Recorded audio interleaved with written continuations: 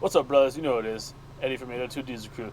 Today I figured we'd look at that aerosol uh, holder that I painted, see how the colors match up, and then we'll get into some other stuff. So stay tuned. This is my last video. I decided that I was going to spray paint my aerosol can holder from. It was like a kind of like a gray primer color to kind of match this green color. I didn't have this kind of paint chip when I went to the store, and I picked the next best color. And unfortunately, because of the primer underneath, the aerosol holder came out kind of, it's more of a John Deere green color. I don't know if you can really tell the difference, but if I hold this up here, you can definitely tell the difference. So I'm gonna have to kind of just wet sand this back down and see if when I go to work tomorrow, because it's close to Home Depot, if I can paint match this a little bit closer. This color isn't extremely bad. It kind of matches down here. It matches this, the color of my USB holder down here. But it's not exactly what I want. I'm happy with the paint job that I did, but I'm not happy with the color. So today I figured it'd be kind of fun to talk about my 3/4 set here from Snap-on. I originally did a video a while back, but I think with my new camera and my new setup, there'll be a lot of fun just to check it out, and it'd make for a good, quick little video. So let's check it out. Now, the sockets it comes with are 1 1/8, 1 16th,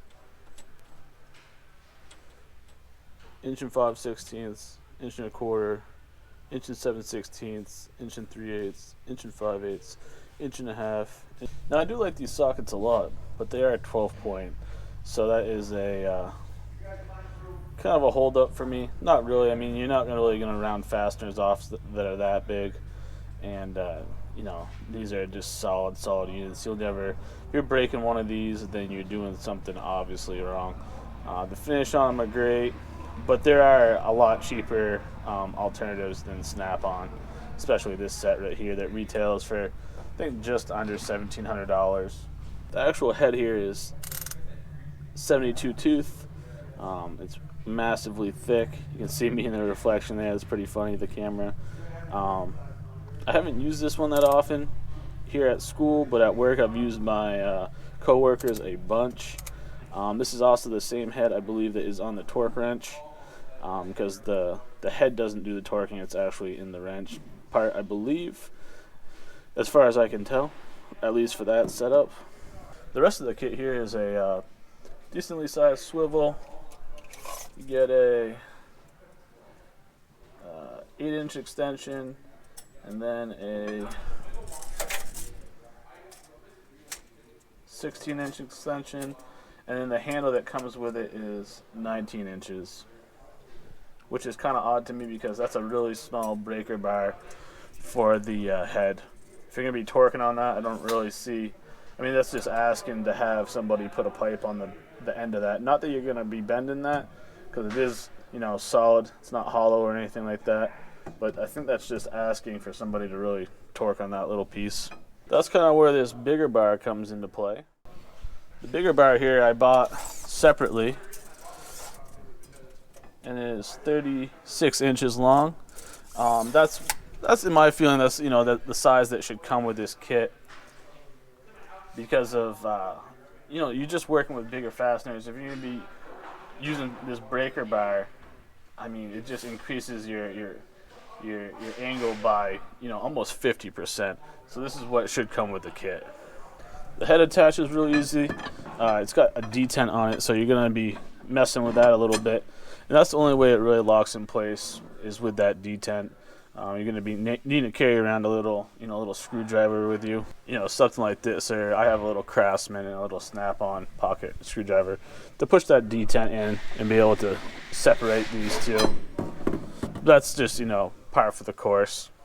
Now, this is definitely not a kit that your everyday mechanic would need, but in the heavy ag and possibly in the 18-wheeler world, you're going to need something like this, and probably, you know, big rigs and dump trucks and things like that.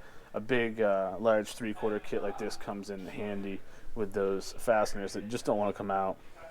Now the real main disadvantage to this set right here is the actual size of it.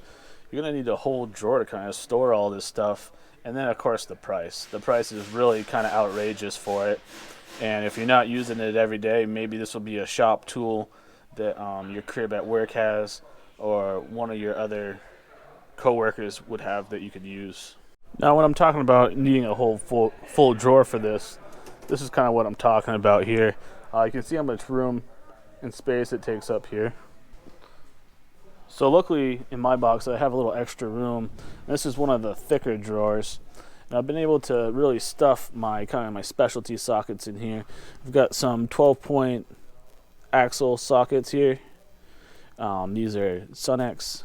I've got some millimeter, these 36 down to 31. I've got Williams Impacts 7/8 up to 2-inch. My snap-on set here kind of lives in this area. And then turbo sockets that are Blue Point, just in the case. I do live in the salt belt, so these come in handy.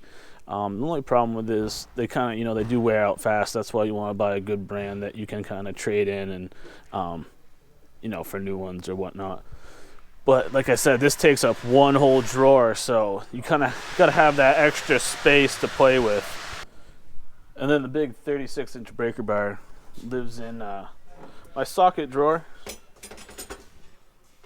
There's a happy little home right there, but I need to really get it up onto the wall here. So I'm gonna be looking, if anybody knows some cork board, kind of look like a V, and you slide it in there, it clips in. If anybody knows of a good brand, looking for some for that, and also for my larger pry bars that I hold up on top here.